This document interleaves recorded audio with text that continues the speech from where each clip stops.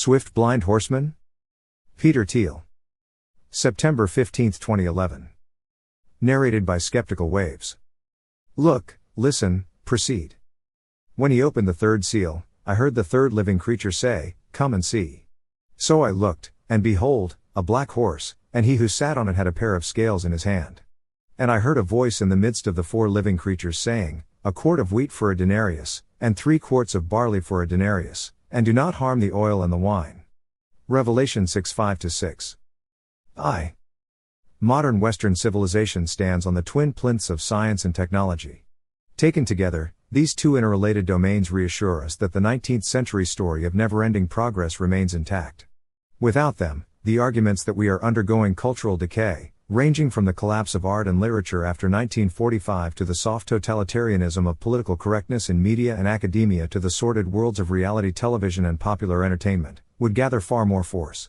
Liberals often assert that science and technology remain essentially healthy. Conservatives sometimes counter that these are false utopias, but the two sides of the culture wars silently agree that the accelerating development and application of the natural sciences continues apace.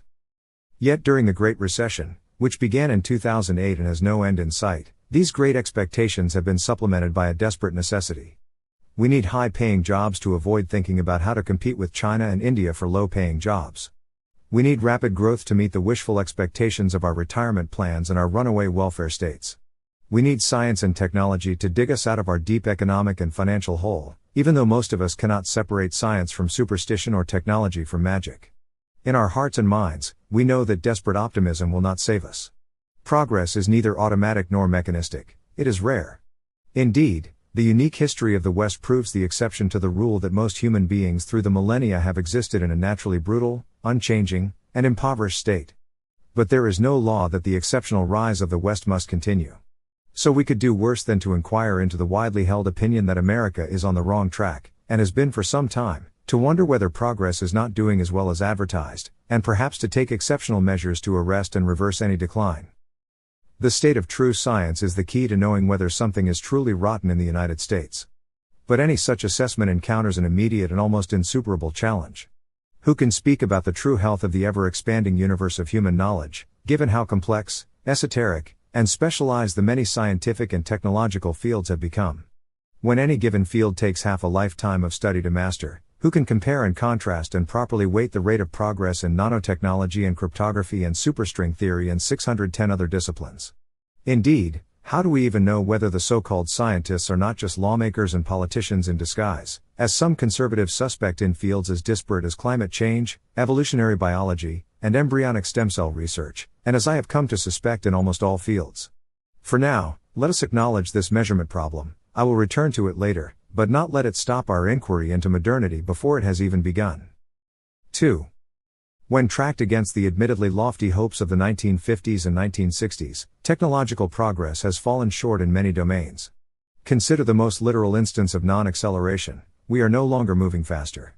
The centuries-long acceleration of travel speeds, from ever faster sailing ships in the 16th through 18th centuries, to the advent of ever faster railroads in the 19th century, and ever faster cars and airplanes in the 20th century, reversed with the decommissioning of the Concorde in 2003, to say nothing of the nightmarish delays caused by strikingly low-tech post-9/11 airport security systems. Today's advocates of space jets, lunar vacations, and the manned exploration of the solar system appear to hail from another planet. A faded 1964 popular science cover story, "Who'll Fly You at 2,000 miles per hour, barely recalls the dreams of a bygone age. The official explanation for the slowdown in travel centers on the high cost of fuel, which points to the much larger failure in energy innovation. Real oil prices today exceed those of the Carter catastrophe of 1979-80. Nixon's 1974 call for full energy independence by 1980 has given way to Obama's 2011 call for one-third oil independence by 2020. Even before Fukushima, the nuclear industry and its 1954 promise of electrical energy too cheap to meter had long since been defeated by environmentalism and nuclear proliferation concerns. One cannot in good conscience encourage an undergraduate in 2011 to study nuclear engineering as a career. Clean tech has become a euphemism for energy too expensive to afford, and in Silicon Valley it has also become an increasingly toxic term for near certain ways to lose money.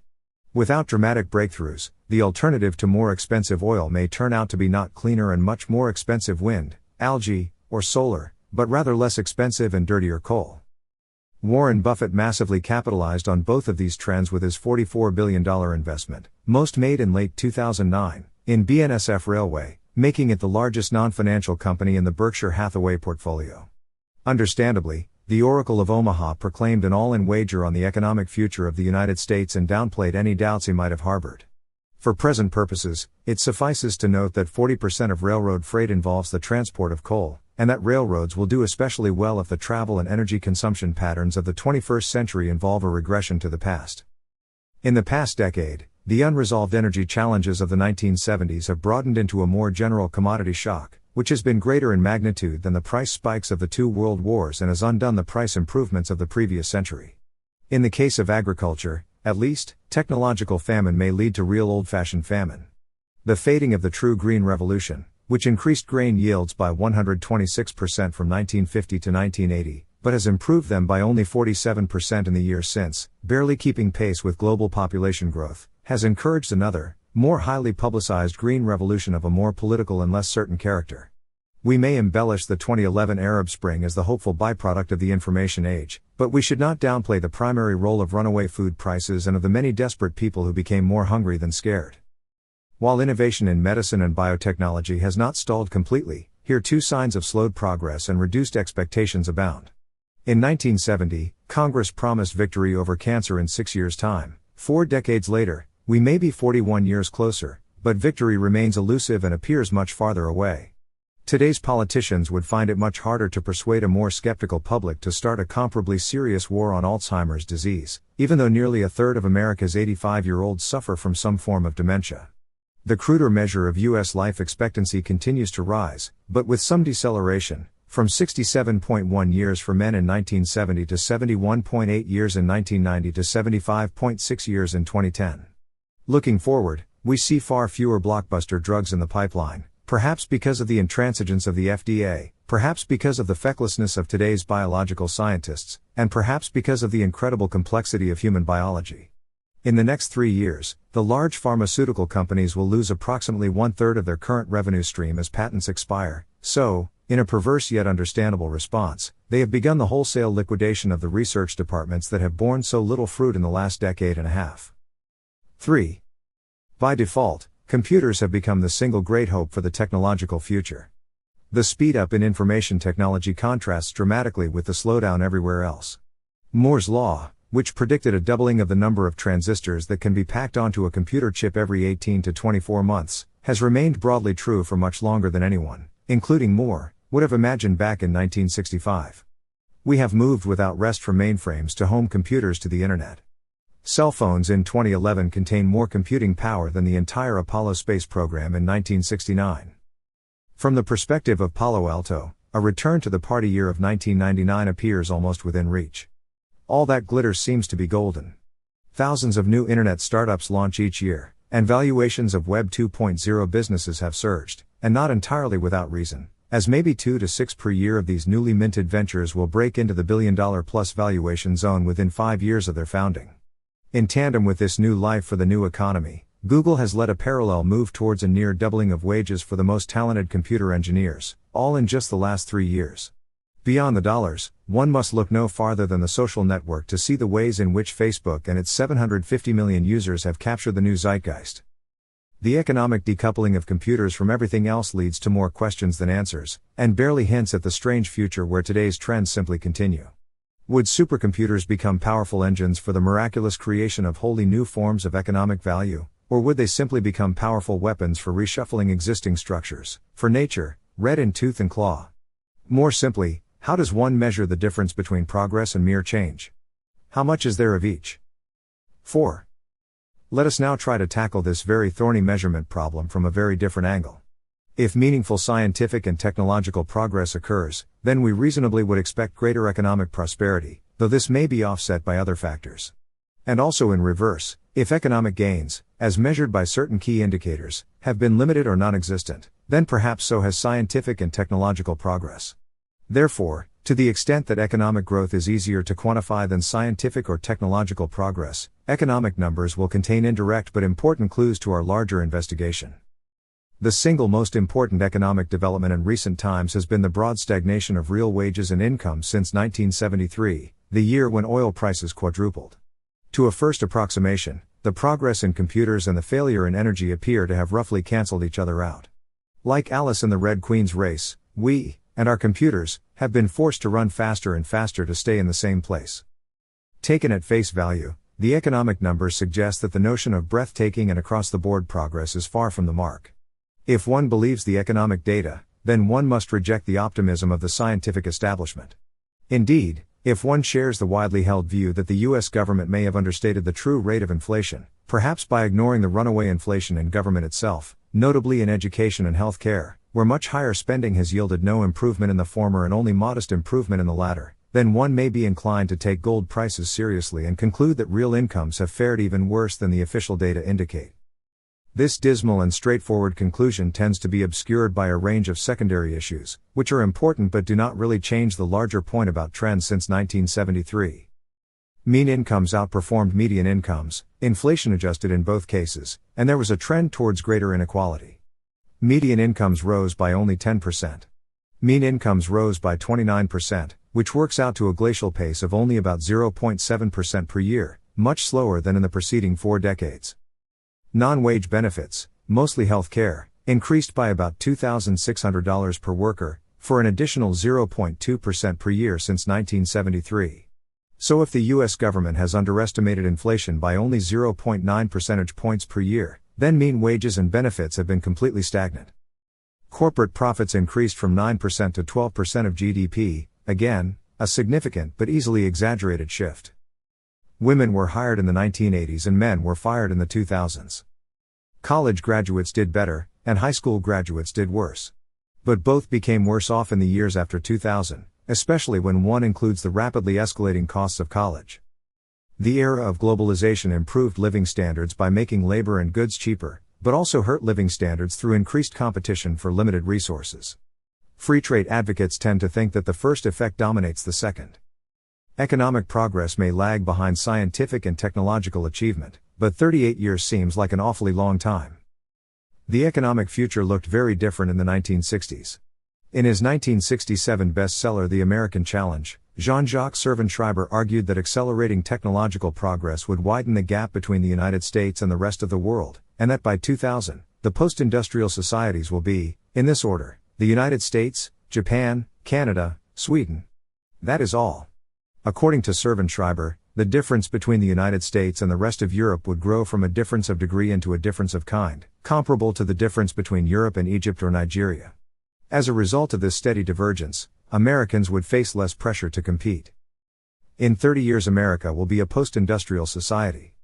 There will be only 4 work days a week of 7 hours per day.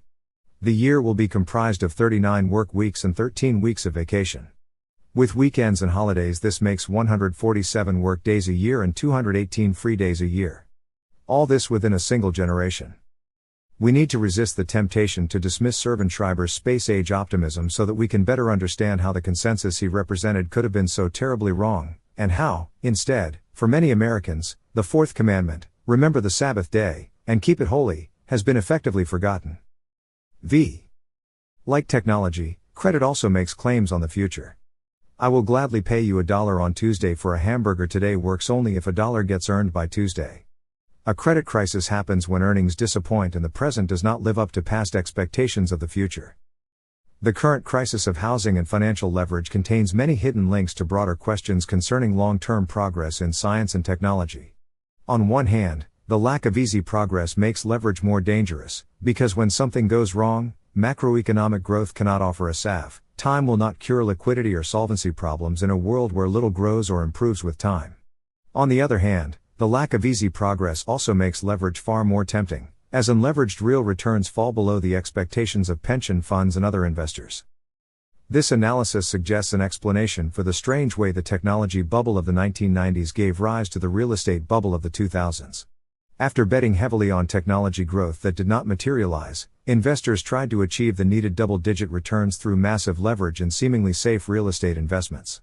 This did not work either, because a major reason for the bubble in real estate turned out to be the same as the reason for the bubble in technology, a mistaken but nearly universal background assumption about easy progress.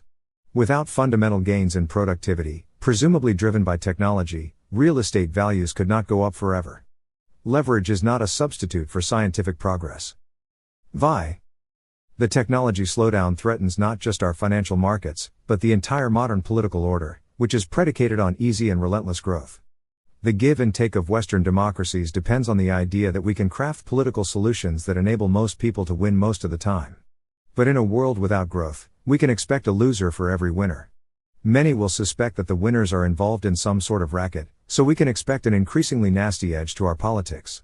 We may be witnessing the beginnings of such a zero-sum system in politics in the US and Western Europe, as the risks shift from winning less to losing more, and as our leaders desperately cast about for macroeconomic solutions to problems that have not been primarily about economics for a long time. The most common name for a misplaced emphasis on macroeconomic policy is Keynesianism. Despite his brilliance, John Maynard Keynes was always a bit of a fraud, and there is always a bit of clever trickery in massive fiscal stimulus and the related printing of paper money. But we must acknowledge that this fraud strangely seemed to work for many decades. The great scientific and technological tailwind of the 20th century powered many economically delusional ideas. Even during the Great Depression of the 1930s, innovation expanded new and emerging fields as divergent as radio, movies, aeronautics, household appliances, polymer chemistry, and secondary oil recovery. In spite of their many mistakes, the New Dealers pushed technological innovation very hard. The New Deal deficits, however misguided, were easily repaid by the growth of subsequent decades.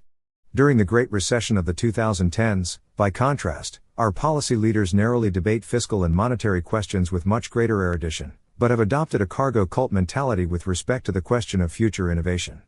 As the years pass and the cargo fails to arrive, we eventually may doubt whether it will ever return. The age of monetary bubbles naturally ends in real austerity. On the political right, we are seeing a quiet shift from the optimism of Jack Kemp to the pessimism of Ron Paul, from supply-side economics to the Tea Party, and from the idea that we can combine tax cuts with more spending to the idea that money is either hard or fake. A mischievous person might even ask whether supply-side economics really was just a sort of code word for Keynesianism. For now it suffices to acknowledge that lower marginal tax rates might not happen and would not substitute for the much-needed construction of hundreds of new nuclear reactors. 7. We have seen that even the simple question of whether a technology slowdown has occurred is far from straightforward. The critical question of why such a slowdown seems to have occurred is harder still, and we do not have the space to tackle it fully here. Let us end with the related question of what can now be done. Most narrowly, can our government restart the stalled innovation engine? The state can successfully push science, there is no sense denying it. The Manhattan Project and the Apollo program remind us of this possibility. Free markets may not fund as much basic research as needed. On the day after Hiroshima, the New York Times could with some reason pontificate about the superiority of centralized planning in matters scientific. End result, an invention, the nuclear bomb, was given to the world in 3 years, which it would have taken perhaps half a century to develop if we had to rely on prima donna research scientists who work alone. But in practice, we all sense that such gloating belongs to a very different time. Most of our political leaders are not engineers or scientists and do not listen to engineers or scientists. Today a letter from Einstein would get lost in the White House mailroom, and the Manhattan Project would not even get started. It certainly could never be completed in 3 years. I am not aware of a single political leader in the US, either Democrat or Republican, who would cut healthcare spending in order to free up money for biotechnology research, or, more generally, who would make serious cuts to the welfare state in order to free up serious money for major engineering projects. Robert Moses, the great builder of New York City in the 1950s and 1960s, or Oscar Niemeyer, the great architect of Brasilia, belonged to a past when people still had concrete ideas about the future. Voters today prefer Victorian houses. Science fiction has collapsed as a literary genre. Men reached the moon in July 1969, and Woodstock began 3 weeks later. With the benefit of hindsight, we can see that this was when the hippies took over the country, and when the true cultural war over progress was lost. Today's aged hippies no longer understand that there is a difference between the election of a black president and the creation of cheap solar energy. In their minds, the movement towards greater civil rights parallels general progress everywhere. Because of these ideological conflations and commitments, the 1960s progressive left cannot ask whether things actually might be getting worse. I wonder whether the endless fake cultural wars around identity politics are the main reason we have been able to ignore the tech slowdown for so long. However that may be, after 40 years of wandering, It is not easy to find a path back to the future. If there is to be a future, we would do well to reflect about it more. The first and the hardest step is to see that we now find ourselves in a desert, and not in an enchanted forest.